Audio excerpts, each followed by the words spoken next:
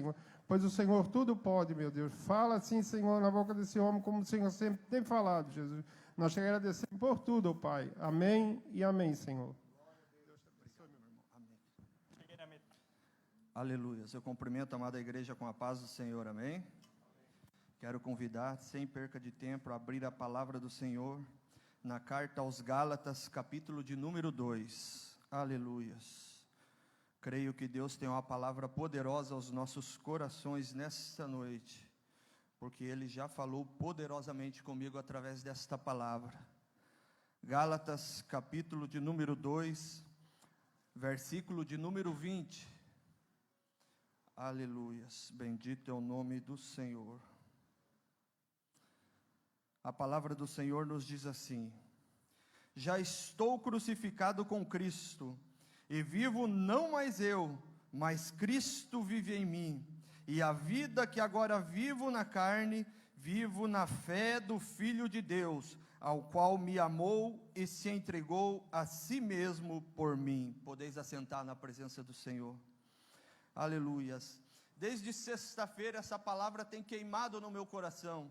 Eu já tive a oportunidade de, na própria sexta-feira, ministrar algo aos casais que aqui se reuniram à noite, e essa palavra continuou ardendo no meu coração, e o Senhor me levou novamente a este texto, que eu quero compartilhar com a igreja nesta noite.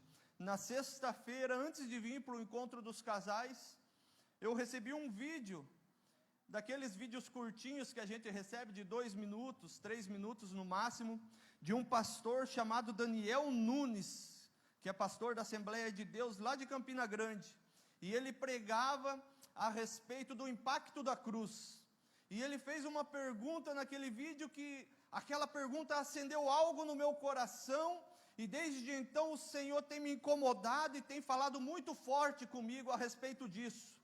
E ele perguntou naquele vídeo qual o impacto da cruz de Cristo na sua vida. E eu quero transmitir essa pergunta para você nesta noite. Quero tomar a liberdade de iniciar a mensagem nesta noite com esta pergunta. Quero que você reflita qual o impacto da cruz de Cristo na sua vida.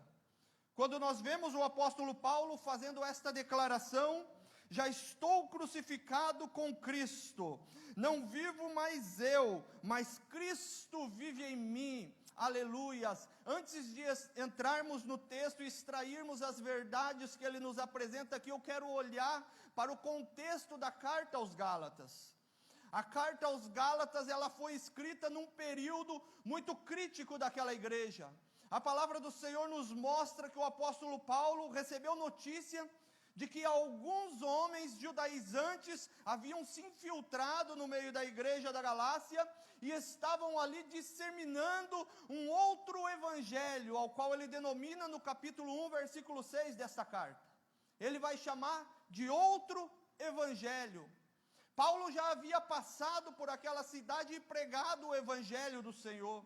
A igreja já estava edificada, mas a palavra do Senhor nos mostra que falsos mestres surgiram no meio daquele povo, pregando um outro evangelho, que Paulo vai dizer que não é o evangelho de Jesus Cristo. E ele vai dizer no versículo 6 do capítulo 1, que se ele mesmo, ou até um anjo do céu descesse e ministrasse e falasse a respeito de um outro evangelho, que fosse anátema.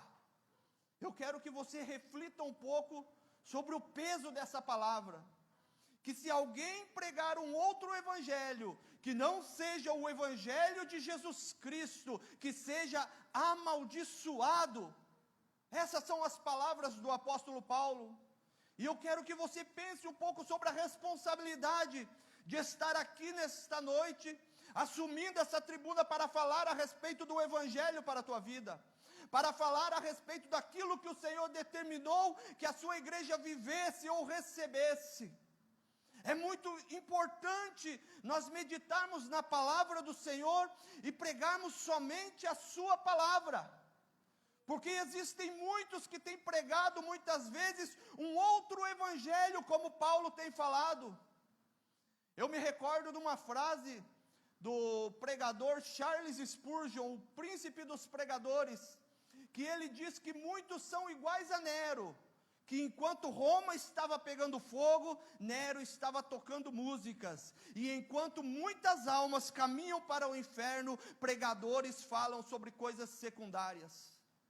Homens que não têm se importado com o valor da palavra do Senhor, homens que têm deturpado o Evangelho de Cristo, homens que não têm um compromisso com a palavra do Senhor, mas eu glorifico ao nome do Senhor Jesus Cristo, porque ainda existem homens e mulheres que têm compromisso com a palavra do Senhor, homens e mulheres que não estão preocupados com agenda, homens e mulheres que não estão preocupados com aplausos, que não estão preocupados com tapinha nas costas, mas estão preocupados com aquele que deu a palavra, estão preocupados em ter a comunhão com o Senhor Jesus Cristo, aleluias. E nesta noite, quando o evangelista Moisés começava a falar, eu falei, meu Deus, ele vai pregar a palavra que o Senhor colocou no meu coração, o Senhor confirmando a palavra mais uma vez, falando a respeito da vida de Cristo em nós, que existem atitudes muitas vezes que nós não conseguimos tomar pela nossa própria força. Existem atitudes muitas vezes que não conseguimos ter de nós mesmos, mas é necessário que o Espírito Santo de Deus haja em nossas vidas, nos guiando e nos levando ao caminho conforme o propósito de Deus. O apóstolo Paulo fala em Romanos capítulo 8, que aqueles que são filhos de Deus são guiados pelo seu Espírito. E nós que somos filhos do Senhor, nós temos que reconhecer essa palavra, nós temos que dar e reconhecer esta autoridade do Senhor sobre a minha e sobre a tua vida. O apóstolo Paulo está escrevendo porque ele está preocupado com a igreja da Galácia, porque esses mestres judaizantes estavam ensinando um outro evangelho que dependia da força do homem. Um evangelho que dizia, olha, vocês não precisam negar a Jesus Cristo, mas vocês podem servir a Jesus como Salvador, mas para que você seja aceito por Deus, é necessário que você se circuncide, que você siga as leis de Moisés. Eles estavam impondo sobre os homens algo que nem eles mesmos estavam fazendo. Estavam exigindo que os homens, através da sua força, buscassem a salvação para si.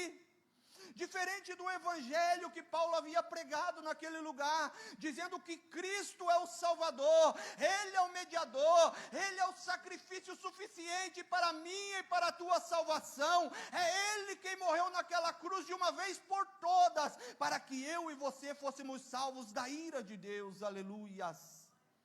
E ele escreve esta carta, e eu vejo a diferença das outras cartas, porque em todas as cartas do apóstolo Paulo, quando nós olhamos, por exemplo, a carta aos Coríntios, primeira carta aos Coríntios, a carta aos Efésios, a carta aos Colossenses, no primeiro capítulo, versículo 3, 4, você vai ver ele glorificando a Deus pela vida dos irmãos, uma saudação de amor, e ele estende esta saudação com um hino de glória e graça a Deus por aquela igreja. Em Efésios ele vai até o versículo 19 do primeiro capítulo, glorificando a Deus por aquela igreja. Em outros textos ele glorifica pela fé que ele ouve que existe naquele lugar. Mas quando nós olhamos para a carta aos Gálatas, ele é muito rápido, e já no versículo de número 6 ele diz, estou chocado, estou maravilhado, que tão depressa vocês têm passado daquele que vos chamou da graça de Cristo para outro evangelho. O assunto é tão sério que Paulo não quer gastar tempo com assuntos secundários. O assunto é tão sério que ele não quer perder tempo exaltando os irmãos, falando a respeito da fé, falando a respeito daquilo que os irmãos são, mas ele já está assustado, preocupado, porque aquilo que eles estavam negando era o evangelho de Cristo. E infelizmente dentro da igreja do Senhor hoje, existem muitos que não têm essa compreensão completa do evangelho do nosso Senhor e Salvador Jesus Cristo. E é importante num culto como hoje de terça-feira, um culto de ensino, a igreja está reunida buscando essa verdade. E aqueles que aqui sobem têm que ter este compromisso de pregar a verdade do Senhor. E o apóstolo Paulo continua exortando a igreja, defendendo até o seu apostolado, que havia sido questionado por aqueles homens. Mas o que me chama a atenção é quando ele chega no versículo de número 20 do capítulo 2, ao qual foi lido no começo desta mensagem, quando ele diz: já estou crucificado com Cristo, e vivo não mais eu, mas Cristo vive em mim. Aleluias! Que declaração poderosa que o apóstolo Paulo faz, que declaração tão poderosa para a igreja do Senhor Jesus Cristo. Se nós entendêssemos o poder da cruz de Cristo, do sacrifício realizado no nosso lugar, aleluias, seria muito diferente. O apóstolo Paulo está dizendo: ei, eu já estou crucificado com Cristo.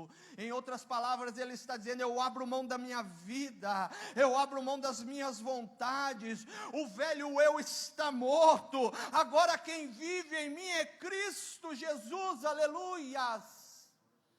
E essa deve ser a nossa atitude. Quando falamos da cruz de Cristo, logo vem à nossa mente aqueles filmes que sempre passa nas Semanas Santas, próximo à Páscoa, da crucificação de Cristo, um filme que muitas vezes mexe com os nossos sentimentos.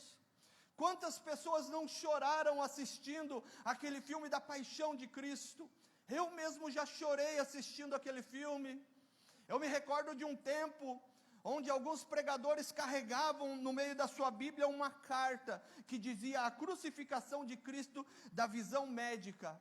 E eles liam toda aquela carta e a igreja caía em lágrimas, porque via o que Jesus Cristo sofreu naquela cruz em nosso lugar. Isso é muito impactante. Isso mexe com os nossos sentimentos. Isso mexe com o nosso coração. Mas mais importante do que impactar os nossos sentimentos, mais importante do que sermos impactados no nosso coração apenas, nós temos que sofrer o impacto posicional da cruz de Cristo, porque quando Cristo morreu na cruz do Calvário, Ele conquistou para nós uma posição ao qual nós não tínhamos direito. Quando Cristo morreu naquela cruz, Ele nos ressuscitou da posição de mortos, e agora nos colocou assentados com Ele nas regiões celestiais, aleluias. Esse é o verdadeiro impacto da cruz de Cristo na nossa vida. Esse é o verdadeiro poder do sacrifício de Jesus. E nós precisamos entender nesta noite a importância disso nas nossas vidas, porque o apóstolo Paulo enfatiza este assunto.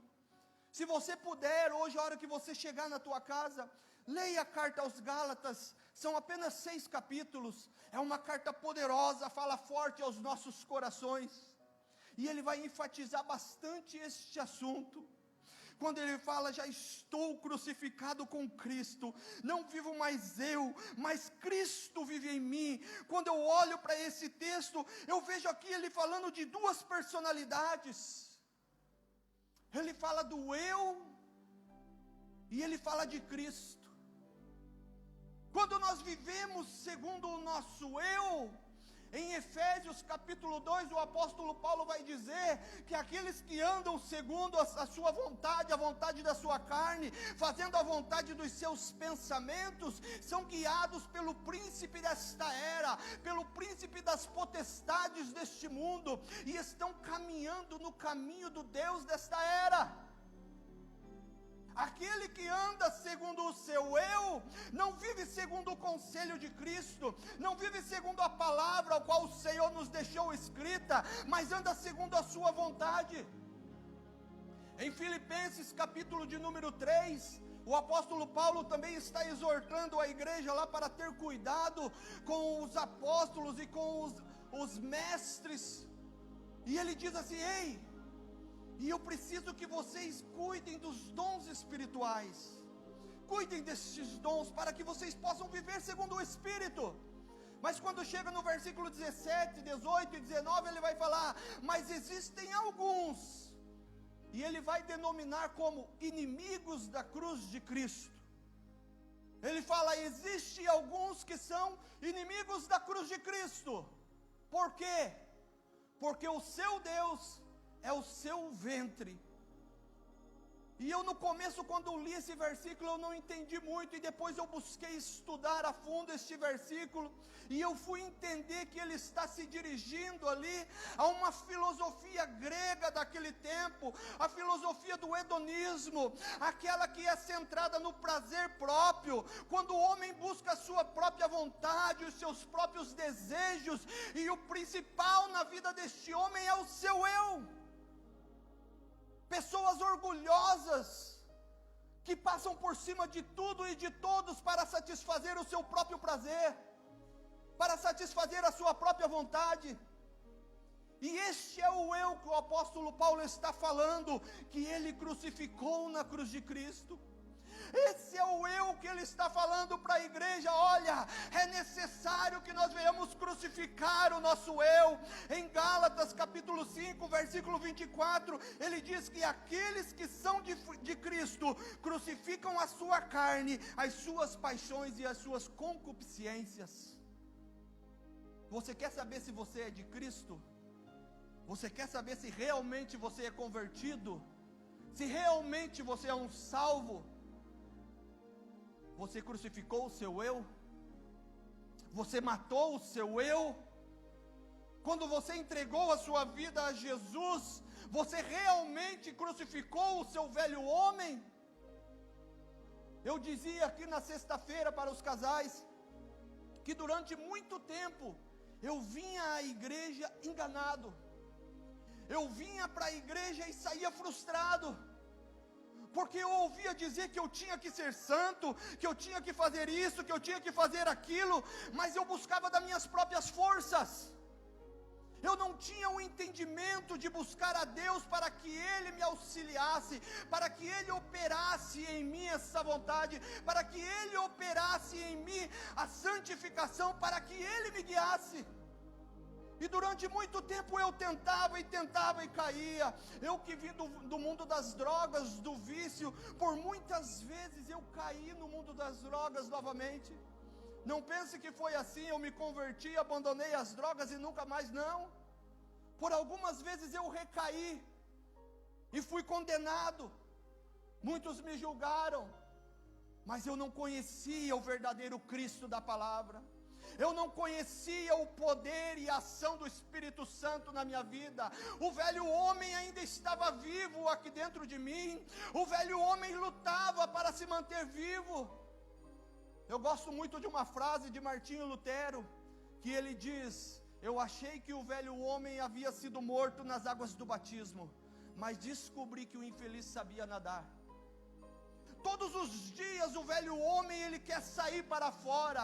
Todos os dias o velho homem ele quer lutar para tomar conta das nossas vidas.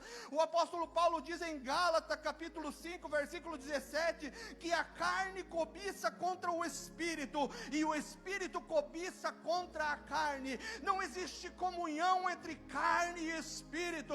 Não existe comunhão entre o velho homem e o novo homem guiado pelo Espírito Santo de Deus. É necessário que nós crucifiquemos o velho homem. Eu me recordo de uma certa feita, que eu já estava trabalhando numa igreja lá na cidade de Telêmaco Borba, e eu estava na porta, trabalhando na porta, e eu no mundão, eu fazia parte de gangues, eu era muito briguento. Então, um certo dia, havia um vizinho da igreja, que quando o culto começava, ele virava a sua saveiro para o lado da igreja, ligava o som no máximo. E lá no Paraná, lá em Telêmaco, não pense que as igrejas são que nem aqui, com ar-condicionado, não. Era só no ventiladorzinho. E os irmãos tinham que correr, fechar todas as janelas da igreja, fechar a porta, e os irmãos começavam a suar, e ele tocando som e som e som lá fora. E eu naquela porta, eu falei, não, eu não vou aceitar isso. Ele está pensando que ele não sabe com quem está mexendo. E eu fui para cima daquele homem com uma raiva, pronto a sair no braço com ele. Se não fosse os outros irmãos me segurarem, eu acabaria brigando com ele. E eu lembro que alguém me perguntou, irmão, isso é feio, irmão. Um obreiro, um homem da porta, vai brigar com o nosso vizinho, nós temos que ganhar ele para Jesus. Eu falei, irmão, Eu não sou sapato do diabo, não, irmão. Eu sou convertido, mas o meu braço não é. Palavras do diabo. Palavras que o diabo tem colocado no coração de muitos. Que nós podemos nos converter, servir a Cristo, mas manter a nossa valentia do mundo. Que nós podemos nos converter, servir a Cristo, mas continuar mentindo para nossa esposa. Que nós podemos nos converter, servir a Cristo, mas ser um mal pagador. Nós podemos nos converter, servir a Cristo e ser um mentiroso. É impossível. É difícil de dar glória nesse momento, né, irmão? Eu sei, porque o Senhor falou forte comigo nesta semana. Eu já chorei lendo esta palavra quando o Senhor ministrava ao meu coração. E eu olhei para mim e falei: Senhor, tem misericórdia de mim, Senhor. Me ajuda, Senhor, porque eu não consigo, Senhor, mas eu sei que o Senhor consegue. Eu sou falho, pecador, mas graças a Deus pelo Senhor Jesus Cristo, porque através do seu sacrifício, aleluia, através do sangue de Cristo que me redime de todo o pecado. Oh, aleluias. Apóstolo João diz na sua carta: ei, filhinhos, isto vos escrevo para que não pequeis, mas se por acaso algum de vós pecar, saibas que tendes junto ao Pai um advogado, Jesus Cristo, o justo, aleluia. Ele é a propiciação pelos meus pecados, pelos nossos pecados, pelo pecado de todo mundo, daquele que crê no Senhor Jesus Cristo e entrega a sua vida a Ele, aleluias. Por muitas vezes o diabo quer nos acusar e fazer com que o velho homem venha sair para fora. Mas é necessário que nós venhamos compreender aquilo que o apóstolo Paulo está falando. Que se nós quisermos ter uma vida vitoriosa, eu estava prestando atenção no hino que o irmão cantou aqui, o primeiro hino, guarda o contato com o teu Salvador. E ele diz: ei, se você quiser que o mundo veja Jesus Cristo na tua vida, é preciso você guardar o contato com o teu Salvador. Se você quer deixar que o Espírito Santo implante o amor de Cristo na tua vida, guarda o contato com o teu Salvador. É somente através do nosso Salvador, é somente através da obra do Senhor Jesus Cristo na nossa vida. Ele é o nosso Salvador, aleluia. Jeremias, um versículo usado erroneamente muitas vezes por muitos irmãos. Jeremias 17, versículo 5 diz: maldito o homem que confia no homem e faz da carne o seu braço e afasta do Senhor o seu coração. Jeremias não está dizendo ali para você não confiar no teu irmão, não. Jeremias não está dizendo que você é maldito porque você confia. Confiei no irmão, o irmão me enganou. Bem que falou, maldito o homem que confia no homem. Não, ele está dizendo: maldito o homem que confia em si mesmo e faz do braço de carne a sua força. O homem que confia em si e afasta o seu coração de Deus. Miserável o homem que é. O apóstolo Paulo vai dizer aqui no versículo 21, porque eu não anulo a graça de Deus, porque a justiça provém da lei e segue-se que Cristo morreu de balde. Quando eu e você achamos que nós podemos, que eu consigo sozinho com a minha força, que eu consigo subir aqui e pregar a palavra para os irmãos, apenas lendo os meus livros de teologia, porque eu sou formado, eu sou graduado, eu sei falar, já faz tantos anos que eu prego, coitado, serão apenas palavras vazias, como lata vazia. Mas aquele que dobra o seu joelho, aleluia, e busca do Senhor, aleluia, essas palavras saem da sua boca como fogo, como uma espada, e ela atinge o coração de cada irmão, de cada irmã nesta noite, aleluia, e a sua vida é transformada. Bendito é o nome do Senhor. É preciso nós compreendermos que sem Jesus nós não somos nada, nós não somos ninguém. Efésios capítulo 2, versículo 1 e 2, como eu já citei aqui nesta noite, vai dizer que nós estávamos mortos em pecados e delitos. Quem era eu antes de Jesus Cristo? Eu era um defunto, eu era um homem morto, em estado de putrefação, sendo corrompido cada dia pelo pecado. A cada dia o pecado ia me deteriorando mais e mais e mais e mais. Mas Efésios ainda vai dizer que pela compaixão de Cristo, aleluia, Ele nos ressuscitou, aleluia, e deu a mim e a você o seu Espírito, e agora nós temos o direito de ser chamados filhos de Deus, aleluias. Agora eu não estou mais sendo corrompido a cada dia pelo pecado, não. Agora eu estou sendo transformado, como o apóstolo Paulo fala em 2 Coríntios capítulo 3, versículo 18, porque agora eu sou transformado de glória em glória, de glória em glória, na imagem do nosso Senhor e Salvador Jesus Cristo, aleluia. Eu estou sendo transformado. Eu estou a cada dia passando por uma transformação. O Espírito Santo de Deus está mudando a minha vida, o meu caráter. Todas as noites, todo momento, quando eu me ajoelho na presença do Senhor, eu peço: Senhor, arranca mais, Senhor, arranca mais, porque ainda existe coisa para ser arrancado. Arranca, Senhor, tudo que não te agrada, tudo que não é da tua vontade, e que eu venha refletir a tua imagem, que eu venha viver para a glória do teu santo nome, aleluia. Eu gosto muito do livro de Efésios, da carta aos Efésios, porque o apóstolo Paulo ali, ele dá um panorama completo da vida cristã. No capítulo de número 1, ele começa falando a respeito da restauração da nossa comunhão com Deus, porque estávamos separados de Deus, mas ele vai falar que através das bênçãos espirituais, agora nós somos restaurados com Cristo. E ele continua no capítulo número 2 agora, depois de eu ser restaurado com Cristo, agora de eu ter comunhão com Cristo, no capítulo 2 ele vai falar agora da restauração da minha comunhão com o meu próximo, da restauração da minha comunhão com o meu irmão, porque havia separação desde o jardim, quando Eva pecou e fez com que Adão pecasse comendo do fruto, ali houve uma separação. Agora Adão diz: ei, a mulher que tu me deu, ela que me fez pecar, ela que é a culpada. Olha o eu aqui, eu sou inocente, a culpa é dela. E Eva, eu também sou inocente, a culpa é da serpente.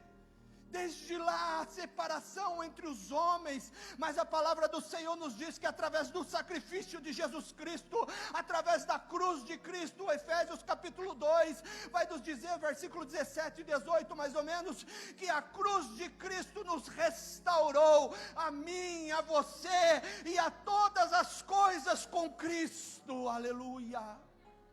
Nós estamos restaurados com Cristo e com o nosso irmão. Você entende isso? Você está entendendo o poder dessa palavra nesta noite?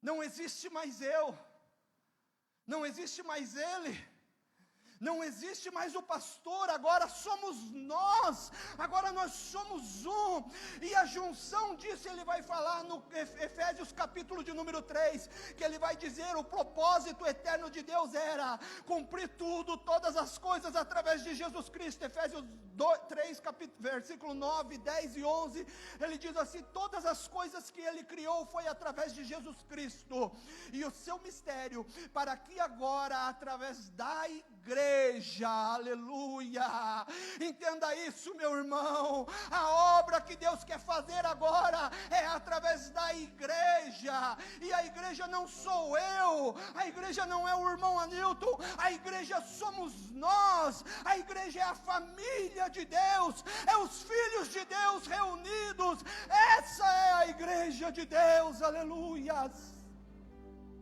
Nós somos igreja. É uma outra mentira do diabo, que muitos dizem na sua casa: eu assisto pregações, eu leio a Bíblia, eu sou igreja, eu não vou me juntar com aqueles hipócritas pecadores. Uma mentira do diabo. A palavra do Senhor nos diz em Pedro que somos edificados como pedras vivas. Eu sou uma pedra, você é uma pedra, os irmãos são uma pedra. E dessa maneira o Senhor vai edificando a sua casa, dessa maneira o Senhor vai edificando a sua igreja, para que Ele possa cumprir o seu propósito através da igreja. E como Ele vai cumprir este propósito através da sua igreja? É quando eu aprender a amar o meu irmão como a mim mesmo, é quando eu aprender a servir o meu irmão sem esperar nada em troca, é quando eu aprender a servir aqueles que estão necessitando lá fora, porque essa é a vontade do Senhor, aleluias. A vontade do Senhor para a minha vida, a sua vontade primária, digamos assim, não é que eu seja um grande pregador, que eu esteja toda semana pegando um avião para um país diferente para pregar a palavra, não.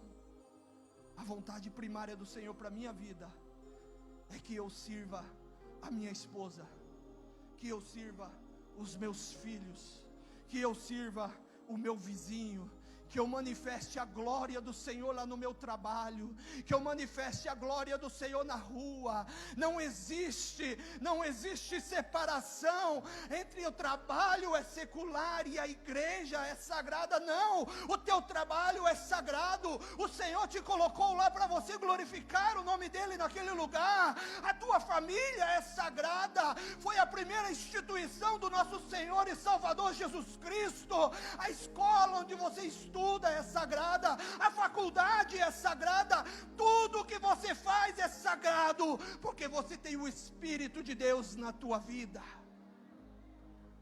Você é um embaixador de Cristo. O apóstolo Paulo vai dizer que nós somos agora embaixadores de Cristo. O que é um embaixador?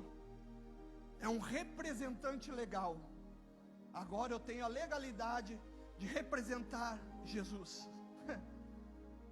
E agora eu quero perguntar para você, como você tem representado Jesus? Será que o teu vizinho olha para a tua vida e diz: eu quero servir esse Jesus, porque aquele irmão representa Jesus, eu vejo Jesus, eu sinto o desejo de conhecer esse Jesus? Será que lá no teu trabalho as pessoas olham para você e dizem: eu vejo Jesus na vida daquele homem, eu quero conhecer esse Jesus? Prosseguindo sobre o livro de Efésios, capítulo número 3, ele fala sobre a igreja, o propósito eterno de Deus manifestar agora a sua soberana sabedoria através da sua igreja para os principados e potestades, para que eles possam ver através da igreja. No capítulo de número 4, ele vai falar a respeito da maturidade da igreja. Ali vai citar os dons. E como que essa igreja vai chegar à maturidade? É quando eu aprender a servir o meu irmão, quando eu aprender a servir a noiva de Cristo. Ali vai falar que os dons dados não é para mim, não é para mim me gloriar porque eu sou um mestre na palavra, porque eu sou um pastor de uma igreja grande, não, é para você servir a igreja de Cristo. E ele diz que até que todos cheguemos à unidade da fé, ao pleno conhecimento de Cristo, à estatura de varão perfeito. É necessário isso, que a igreja venha amadurecer, venha chegar à unidade da fé. Quando nós crucificarmos o meu eu, não vai existir mais divisão, mas sim uma unidade na fé. Quando eu crucificar o meu eu vou entender que o dom que Deus me deu não é para me guardar para mim, mas é para me servir o meu irmão. Aquilo que Deus me mostrou, eu tenho que mostrar ao meu irmão, eu tenho que servir o meu irmão. Se Deus, eu amo muito a vida do irmão, meu Deus, o irmão Sandro, porque eu vejo Deus na vida dele, eu vejo Jesus na vida dele. O pastor coloca lá no grupo: irmãos, aconteceu um vazamento aqui, daqui a pouco está o irmão Sandro lá em cima arrumando. Irmão, aconteceu o que? Está o irmão Sandro ali. É Jesus na vida desse homem, não para a glória dele, mas para a glória de Cristo. Isso é o evangelho, é servir sem esperar nada em troca, é servir sem querer ser visto, é servir por amor ao meu irmão, aleluias. Jesus disse em Marcos capítulo 10, 45, o Filho de Deus não veio para ser servido, mas sim para servir. E aquele que quiser alcançar o reino de Deus, é preciso que ele também seja servo, que ele sirva a igreja do Senhor Jesus Cristo. Em vez de ficarmos pensando no eu, em vez de ficarmos pensando, eu sou isso, eu faço aquilo, eu não vou ajudar o irmão lá porque senão vai faltar para mim. Outro dia eu vi alguém falando um absurdo, postando nas redes sociais assim, dizendo, olha, cuidado, quando você for ajudar as pessoas, existe um limite, desde que não atrapalhe a sua vida. O apóstolo Paulo vai dizer em Atos capítulo 20, versículo 17, se não me engano, em nada tenho a minha vida por preciosa, contanto que eu cumpra a obra do Senhor Jesus Cristo, de anunciar o evangelho da salvação, aleluias. A minha vida não tem mais valor, porque eu deixei ela na cruz do Calvário. A minha vida foi crucificada com Cristo. Já não vivo mais eu, mas Cristo vive em mim, aleluia. E se Cristo vive em mim, eu tenho que entender a vontade dEle para a minha vida. Se Cristo vive em mim, eu tenho que compreender que a vontade dEle é eu ajudar o meu próximo, sem se preocupar comigo, mas pensando na vida dEle. Essa semana, eu vi um vídeo que me chocou muito. Eu até aconselho os irmãos, o mesmo conselho que eu dei para os casais, que se alguém ainda não viu esse vídeo, não veja, que é muito triste. Sobre um acidente de dois caminhões. Era um pai e um filho, estavam viajando com seus caminhões, e em um determinado momento os carros da frente começaram a frear. O pai estava na carreta da frente, o filho na carreta de trás, e o pai freia a sua carreta, o filho não conseguiu frear e bateu na traseira daquela carreta. E a sua carreta, então, a carreta do filho começou a pegar fogo. E ele para a sua carreta e ele desce correndo para tentar ajudar o filho. E o filho está dentro daquela carreta gritando, pai, me ajuda, eu não quero morrer. E pessoas estão passando por aquele lugar, inclusive um caminhoneiro. Ele passa filmando toda aquela cena. Ele estaciona o seu caminhão na frente, ele tira a câmera do painel, ele desce e volta e começa a filmar o desespero daquele pai. Aquele pai corre na porta e tenta arrancar a porta, e ele tenta salvar o seu filho, e aquele homem preocupado com a sua vida, preocupado com a audiência que ele ia ter, com os views que ele ia ter naquele vídeo, ele nem se preocupa com a vida daquele jovem que estava agonizando dentro daquele caminhão, e ele pensando apenas em filmar. E o pai sobe, meu filho está gritando, meu filho precisa de socorro, e aquele homem ainda fala, sai daí, ele já morreu. Mas o pai diz, não, ele está vivo, ele está me chamando, ele está falando. De repente aquele jovem grita, eu amo todo mundo, e não se ouve mais a sua voz. Até que ponto nós iremos pensar apenas em nós? Até que ponto eu vou pensar no meu eu? Até que ponto eu vou buscar as coisas deste mundo e deixar o meu irmão perecendo do meu lado, deixar o meu irmão morrer sem ao menos estender a mão para ajudá-lo? Até que ponto? Até que ponto?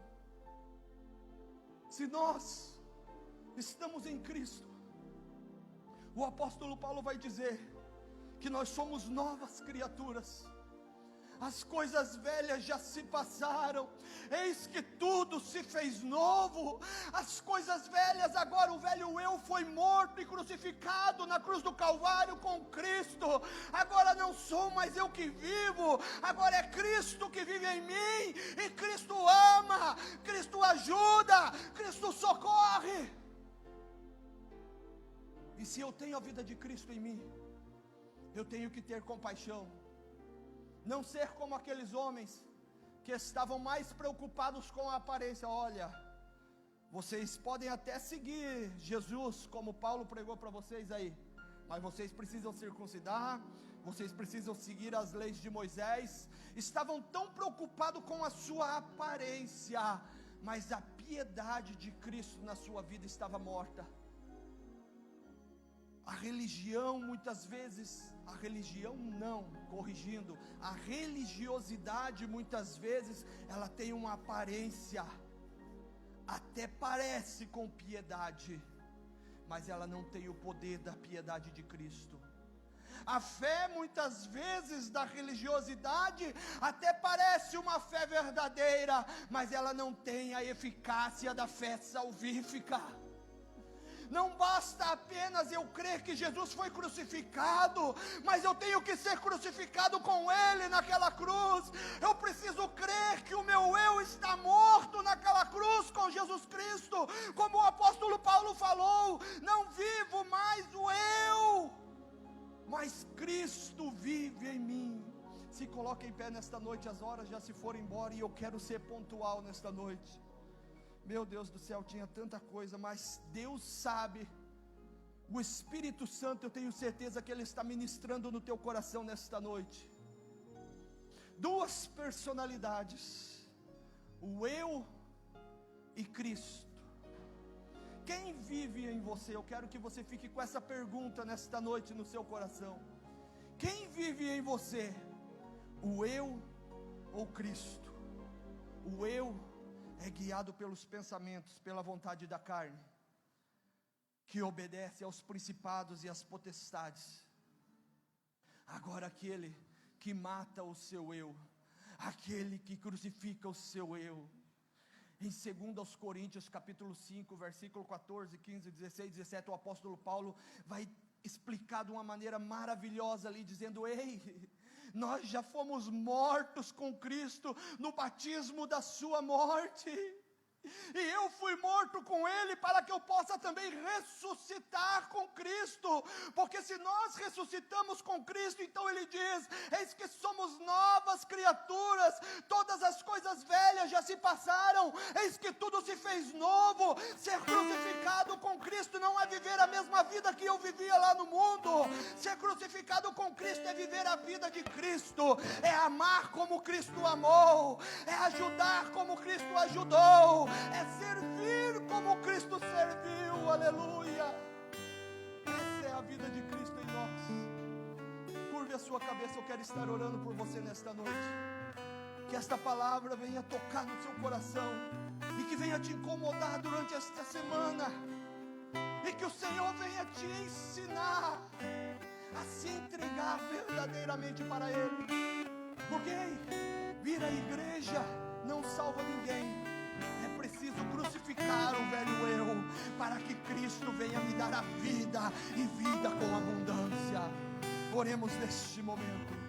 Senhor nosso Deus e nosso Pai, mais uma vez eu te louvo, Senhor, por esta palavra poderosa aos nossos corações, ó Pai. Eu creio, Senhor, no poder da Tua palavra, e creio que esta palavra tenha alcançado corações aqui nesta noite, Senhor.